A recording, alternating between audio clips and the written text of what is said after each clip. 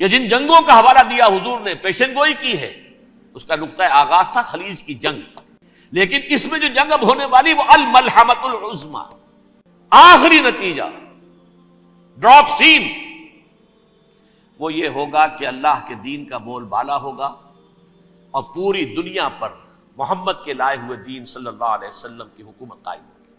لا الہ الا اللہ، لا الہ الا اللہ۔ اللہ تعالیٰ کر سکتا ہے، کوئی مشکل نہیں، ہوا علی کل شیء قدیر، اسے ہر شے کی قدرت حاصل ہے۔ لیکن اصل بات جو ہے میں آپ کو بتانا چاہتا ہوں، یہ ہے سائیڈ ایشو، اصل ایشو ہے فلسطین کا جو شروع ہونے والا ہے، بھٹی دہکے گی وہاں۔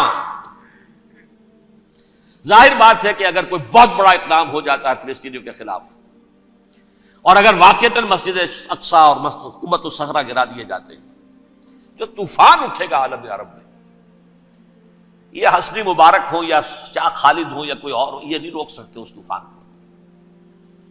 نوجوان خون اٹھے گا، غیرت اور جو بھی حمیت ہے، مسلمان ان پڑھ سے ان پڑھ اور بالکل بے دین، وہ بھی مسجد کی حرمت پر کٹ مرنے کو تیار ہو جاتا ہے۔ مسجد تو بنا دی شب بھر میں، ایمان کی حرارت والوں نے، من اپنا پرانا پاپی ہے، برسوں میں نماز ہی بن نہ سکا۔ وہ چاہے کانپور کی مسجد تھی، مسلمانوں نے جانے دی ہے، چاہے وہ شہید گنج کی مسجد تھی، مسلمانوں نے جانے دی ہے، چاہے نماز نہ پڑھتے ہو، لیکن یہ جو حرمت اور یہ جو حمیت اور یہ غیرت ہے، اس سے جو طوفان اٹھے گا، یہ ہوگا اس ملحمۃ العظمی، اس کی طرف پیش رفت ہو رہی ہے۔ کتاب الملاحم سے احادیث کے حوالے سے یہ جن جنگوں کا حوالہ دیا حضور نے، پیشن گوئی کی ہے، اس کا نقطہ آغاز تھا خلیج کی جنگ۔ صدام حسین نے اسے کہا تھا یہ مدر آف وارز ہے، ام المحارب، یہ ایک جنگ نہیں ہے۔ اس کا نقشہ بھی حدیث میں موجود ہے، پیشن گوئی موجود تھی، اس وقت بھی ہم نے شائع کی تھی۔ لیکن اس میں جو جنگ اب ہونے والی وہ الملحمۃ العظمی۔ ملحمہ کسے کہتے ہیں؟ لحم، گوشت کو کہتے ہیں، اور قصائی کی دکان کو عربی میں ملحم کہتے ہیں، جہاں گوشت کے ٹکڑے کیے جاتے ہیں۔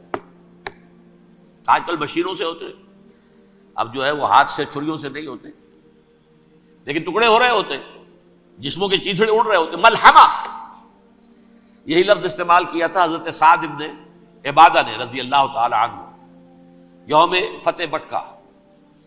ان کے دل میں تھا کہ اب ہم انتقام لیں گے ان عربوں سے، ان قریش سے۔ الیوم یوم الملحمہ، الیوم یوم الملحمہ، یہ کہتے ہوئے جا رہے تھے، ایک خاص کیفیت۔ آج ہے گوشت کے ٹکڑے اڑانے کا دن۔ حضور سے کہا کسی نے جا کر کے ساتھ تو یہ کہہ رہے ہیں الیوم یوم الملحمہ، الیوم یوم الملحمہ۔ حضور نے فرمایا نہیں، ان سے کہو جا کر الیوم یوم المرحمہ، الیوم یوم المرحمہ، آج رحمت کا دن ہے، آج تو میں ان سب کو معاف کروں گا۔ لا تثریب علیکم اليوم، میں تم سے وہی بات کہہ رہا ہوں جو میرے بھائی یوسف نے کہی تھی اپنے بھائیوں سے، اذهبوا فانتم الطلقاء، جاؤ تم سب کے سب آزاد۔ وہ ملحمہ ہے جس کو کہ حضور نے حضرت معاذ بن جبل رضی اللہ تعالیٰ عنہ سے روایت ہے، اس میں سے جو ابو داؤد میں روایت آئی ہے، اس میں الملحمۃ العظمی، عظمی مؤنث ہے اعظم کا۔ آپ کہتے ہیں جنگ عظیم اول، جنگ عظیم دوم، عظیم کا باپ ہو گیا اعظم، سب سے بڑا، اور اس کا مؤنث ہے سب سے بڑی، عظمی، الملحمۃ العظمی، سب سے بڑی لڑائی۔ میرے نزدیک یہ وار کے معنی میں نہیں ہے، بیٹل کے معنی میں۔ انگریزی میں یہ دو لفظ علیحدہ ہیں، وار، بیٹل۔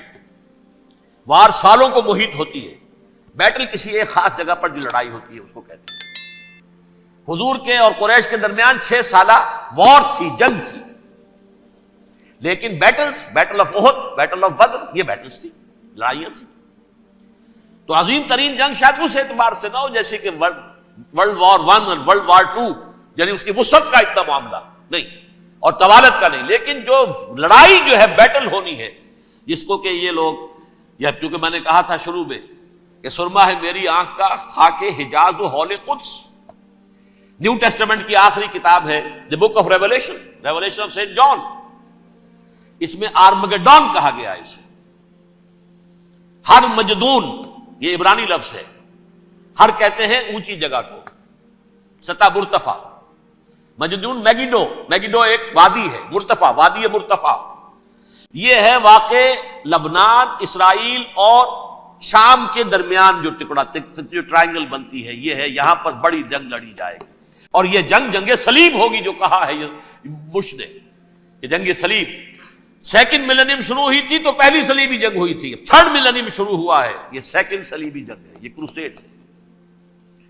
اور میں اس مرتبہ امریکہ گیا تھا تو پہلی مرتبہ مجھے وہاں ایک رسالہ ملا ٹرمپٹ نام کا، یہ امریکہ کے جو بہت ایکسٹریمسٹ قسم کے پروٹیسٹنٹس ہیں، یہ ان کا رسالہ ہے، اور ان کے بارے میں اب کہا جا رہا ہے وہ کرسچین زائنسٹ ہیں۔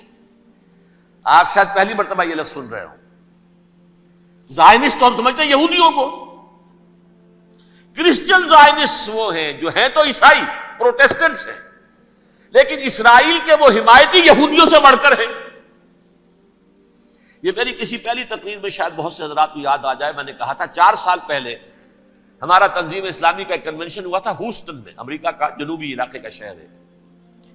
ایک سیشن اس میں ہم نے رکھا تھا انٹرفیتھ، ایک عیسائی کو بلایا تھا، ایک یہودی بہت بڑا وہاں کا عالم ہے اس کو بلایا تھا۔ اس یہودی عالم نے ڈاکٹر وشوگراٹ، جو وہاں کی یونیورسٹی میں پروفیسر ایمیریٹس ہے، اس نے کہا تھا کہ یہ اسرائیل کو تو سپورٹ کر رہے ہیں عیسائی، ہم تو نہیں کر رہے۔ جو پریکٹسنگ یہودی ہیں وہ زیادہ اسرائیل کے حق میں نہیں تھے، یہ تو سن 67 کے بعد انہوں نے اسرائیل کو تسلیم کیا ہے، وہ تو منتظر تھے کہ ہمارا مسیحا آئے گا تو اس کی قیادت میں جنگ کریں گے، جیسے شیعہ منتظر تھے کہ مہدی موعود آئیں گے تو پھر ہم کچھ کریں گے۔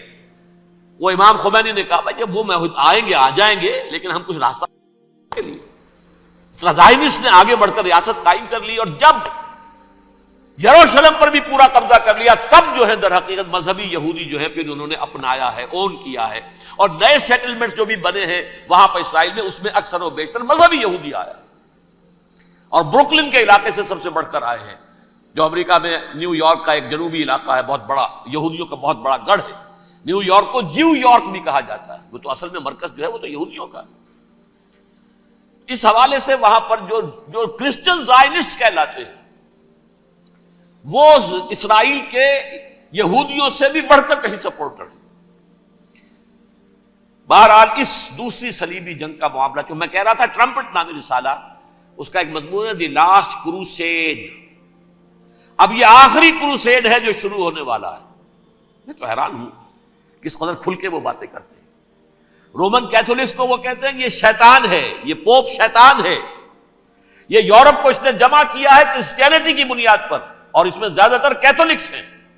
آپ کو معلوم ہے برطانیہ بڑی مشکل سے شامل ہوا ان کے ساتھ، اس لیے کہ وہ پروٹیسٹنٹ کا سردار تھا، ابھی پوری طرح نہیں ہے۔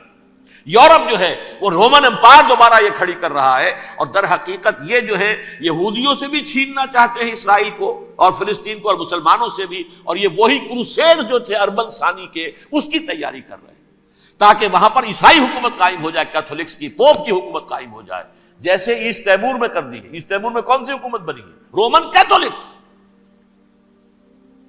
رومن کیتھولک اسرائیل میں بنے، تاکہ یہ سارے مقامات مقدسہ جہاں اسرائیل پیدا ہوئے، بیت حضرت مسیح پیدا ہوا، بیت الحم کہاں ہے؟ وہی ہے کہ نہیں؟ جہاں سے ریزریکشن ہوا ان کے خیال میں وہ کہاں ہے؟ وہیں پر ہے کہ نہیں؟ بڑے بڑے گرجے ان کے وہی ہیں۔ تو اس اعتبار سے ان کا کہنا یہ ہے یہ لاسٹ کروسیڈ کی تیاری ہو رہی ہے، یہ کیفور، اور ان کا کہنا یہ ہے کہ یہ پوری طاقت نیٹو کی جو ہے، یہ پہلے جرمنی سے لائی گئی بوسنیا، انہوں نے خود وہاں جنگ کروائی، انہوں نے خود وہاں پر ایتھنک کلینسنگ کروائی، پھر خود مصالحت کے لیے آ گئے، پھر کوسوو میں انہوں نے خود آگ بھڑکائی۔ یہ میں نہیں کہہ رہا، یہ وہ ٹرمپٹ رسالہ امریکہ سے چھپنے والا پروٹیسٹنٹس کا رسالہ ہے جو یہ کہہ رہا ہے۔ پھر انہوں نے کوسوو کے اندر کروایا، اور پھر وہ وہاں پر پیس فورس کی حیثیت سے آ گئے، اب وہ میسیڈونیا میں کروا رہے ہیں اور وہاں داخل ہو گئے ہیں۔ اگلا قدم ان کا سائپرس ہوگا، سائپرس میں ترکوں کو اور وہ گریکس کو لڑائیں گے اور وہاں آ جائیں گے، وہاں سے ایک چھلانگ لگائیں گے اور یہ فلسطین میں پہنچیں گے، اور یہ وہاں پر ایک رومن امپائر، اپنی پرانی رومن امپائر کی طرح کی رومن کیتھولک ریاست قائم کرنا چاہتے ہیں۔ تو وہاں امریکہ کے عیسائیوں میں بھی کوئی ایک طبقہ نہیں ہے، کیتھولکس بھی ہے، کیتھولکس زیادہ نہیں ہے ہمدرد، لیکن اب تابع ہو چکے ہیں۔ اسحاق ریبین نے جب یہ پیس ٹاک شروع ہوئی تھی، آپ کو یاد ہوگا شاید، کہ جب وہ آیا تھا واشنگٹن سے واپس فلسطین اسرائیل، تو پہلے روم میں رکا for an audience with the pope, اور پوپ کو اس نے ایک مرتبان سا پیش کیا تھا، حضرت سلیمان علیہ السلام کے زمانے کا مرتبان، اور کہا تھا دیکھیے 3000 برس تک ہم نے اس کی حفاظت کی ہے، اب یہ میں آپ کے حوالے کر رہا ہوں۔ اس کے بعد سے پوپ جو ہے بالکل رام ہو گیا، اور وہ عیسائیوں کے ساتھ اور یہودیوں کے ساتھ ان کا پورا معاہدہ ہو۔ اب پورا عیسائی ورلڈ جو ہے بعثت مجموعی یہودیوں کے شکنجے میں ہے۔ البتہ ان کے اندر بھی جھگڑے ہیں، جو وہاں پر وائٹ کرسچن ملیشیاز ہیں وہ ایکسٹریمسٹ ہیں کیتھولکس، ان کے نزدیک دشمن نمبر 1 یہودی، دشمن نمبر 2 مسلمان، دشمن نمبر 3 جو یورپ میں کالے ہیں، ایفرو امریکن، چاہے وہ عیسائی ہو گئے ہوں، کوئی بھی ہو، یہ 3 دشمن ہیں جن سے انہوں نے کلینز کرنا ہے، صاف کرنا ہے ان کے خیال کے مطابق امریکہ کی سوسائٹی کو، اولاً یہود، پھر مسلمان، اور پھر یہ جو کالے ہیں۔ لیکن دوسری طرف پروٹیسٹنٹس کے اندر ایکسٹریمسٹ وہ ہیں جنہیں کہا جا رہا ہے یہ کرسچین زائنسٹ ہیں، یہ اسرائیل سے بڑھ کر سپورٹرز ہیں۔ بہرحال یہ اب جنگ ہوگی، اس کا نتیجہ کیا نکلے گا یہ تو اللہ ہی جانتا ہے۔ اب میں آخری بات کی طرف آ رہا ہوں۔ آخری نتیجہ تو جو بھی کچھ اپس اینڈ ڈاؤنز آئیں گے، تلک الایام نداولھا بین الناس، آخری نتیجہ ڈراپ سین وہ یہ ہوگا کہ اللہ کے دین کا بول بالا ہوگا، اور پوری دنیا پر محمد کے لائے ہوئے دین صلی اللہ علیہ وسلم کی حکومت قائم ہوگی۔ وہ گویا قیامت کی تمہید ہوگی، اس کے بعد بس قیامت آئے گی، کیونکہ مقصد کائنات، تخلیق کائنات پورا ہو جائے گا۔ پوری مخلوقات کے اندر مقصد تخلیق، کلائمیکس آف کریشن محمد الرسول اللہ صلی اللہ علیہ وسلم، دین کی تکمیل محمد الرسول اللہ صلی اللہ علیہ وسلم۔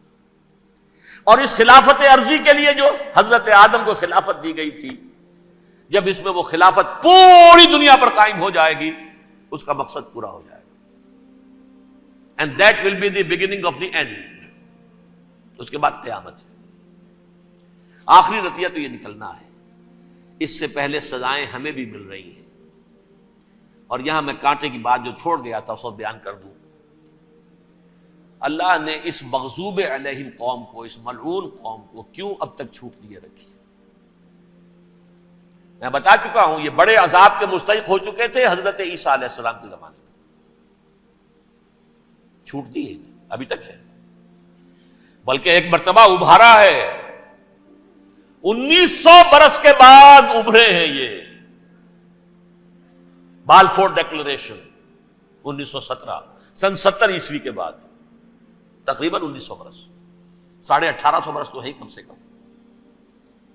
پھر creation of Israel 1948، 1967 extension of Israel, یروشلم پر قبضہ، یہ سارا جو ہے کیوں ہے؟ اللہ تعالیٰ اس خیر امت محمد صلی اللہ علیہ وسلم، اس کے بہترین حصے کو سزا ان ملعونوں کے ہاتھوں دے رہا ہے۔ کیوں؟ جو جرم انہوں نے کیا تھا وہی ہم نے کیا۔ انہوں نے اللہ کی کتاب کو پیٹھ کے پیچھے پھینکا، نبذ فریق من الذین اوتوا الکتاب کتاب اللہ وراء ظہورہم، ہم نے اپنی پیٹھوں کے پیچھے پھینکا کہ نہیں؟ کولونیل رول سے آزاد ہوئے، کہیں اسلامی قانون نافذ کیا، کہیں اسلامی نظام قائم کیا، تو جو جرم ان کا تھا وہی ہمارا ہے، اور ہم خیر امت ہیں، اور ہمارے میں سے خیر ترین عرب ہے، ان پر اللہ کا فضل، ان کی مادری زبان میں اللہ کی کتاب موجود ہے۔ پھر انہوں نے اللہ کے دین کو پیٹھ دکھائی۔ جو ملک آزاد ہوا کولونیل رول سے، یا اس نے قبلہ کر لیا اپنا ماسکو کی طرف، یا کر لیا واشنگٹن کی طرف، کسی نے مکے کو قبلہ بنایا، یہ بدترین سزا ہے۔ ویل للعرب من شر قد اقترب،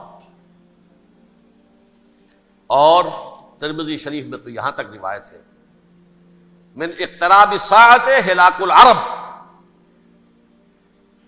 قیامت کے قرب کی ایک نشانی یہ بھی ہوگی کہ عرب ہلاک ہو جائیں گے۔ ایک حدیث میں الفاظ آتے ہیں کہ حضور نے جب کہا یہ ہوگا یہ ہوگا یہ ہوگا یہ بربادی آئے گی، تو کسی زوجہ محترمہ نام میں بھول رہا ہوں، انہوں نے پوچھا کہ عرب اس دن کہاں ہوں گے؟ فرمایا العرب یومئذ قلیل، بہت کم۔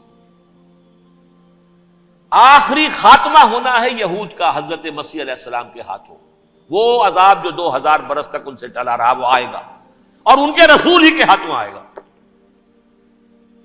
لیکن اس سے پہلے مسلمانوں پر یہ عذاب آ رہا ہے، ہولوکاسٹ کے درجے کا عذاب آ رہا ہے۔ البتہ ہم پاکستانی اس میں یوں سمجھ لیجئے کہ وہ تو خبریں موجود ہیں احادیث میں، وہاں تو جو ہونا ہے، اتنے انسان مریں گے، اتنے انسان مریں گے کہ ایک پرندہ جو ہے اڑتا چلا جائے گا، وہ نہیں چاہے گا کہ نیچے اترے تو کسی لاش پر اترے، اسے جگہ نہیں ملے گی زمین خالی کر کہیں اتر سکے، تھک ہار کر گرے گا، مرے گا تو بھی لاش کے اوپر گرے گا۔ یہ الفاظ ہے حضور صلی اللہ علیہ وسلم، الملحمۃ العظمی الملحمۃ الکبریٰ، یہ لاسٹ کروسیڈ، ٹرمپٹ اخبار نے، میں اس کا فوٹو اسٹیٹ بھی کبھی آپ کو دکھا دوں، ویسے میرے ساتھ ہے وہ رسالہ ٹرمپٹ، دی لاسٹ کروسیڈ، اس کی تیاری ہو رہی ہے۔ وہ الملحمۃ العظمی اور ملحمۃ الکبریٰ جو ہے وہ آنے والی ہے۔ ابن ماجہ میں کبریٰ کہا ہے، اکبر کا مؤنث کبریٰ، ملحمہ کبریٰ سب سے بڑی جنگ، اور ملحمہ عظمی سب سے عظیم جنگ، یہ ہوگی اور بہت جلد ہوگی۔